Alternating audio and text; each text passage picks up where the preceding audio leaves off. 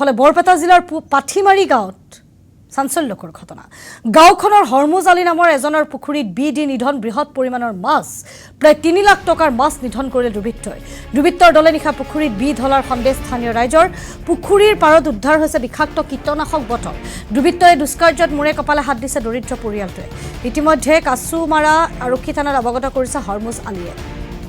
উল্লেখ্য যে ইয়াৰ পূৰ্বেও পাঠিমাৰী খোলাবন্ধা অঞ্চলত একাধিক পুখুৰীত ঢালি লাখ লাখ টকাৰ মাছ নিধন কৰিছিল দুৰ্বৃত্তই। শীঘ্ৰে দুৰ্বৃত্তৰ দলটোক চিনাক্ত কৰি গ্ৰেপ্তাৰৰ দাবী জনাইছে ৰাইজে। কি অভিপ্ৰায়েৰে কি কাৰণত এনেদৰে মাছ নিধন কৰিছে দুৰ্বৃত্তই? আমি জনাইছোঁ যে মীন পালকজনৰ লাখ লাখ টকাৰ মাছ ইতিমধ্যে পুখুৰীটোত ঢালি নিধন কৰিছে কোনো দুৰ্বৃত্তই। আৰু ইতিমধ্যে মীন পালকজন আৰক্ষীৰ কাষ চাপিছে, এজাহাৰ তৰিছে আৰক্ষী থানাত।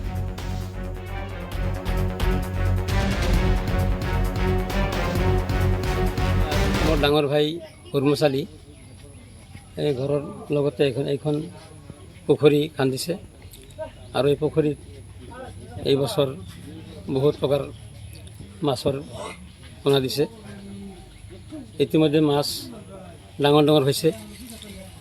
মাছ প্ৰায় বেচাৰ মানে চাইজ হৈ আহিছে।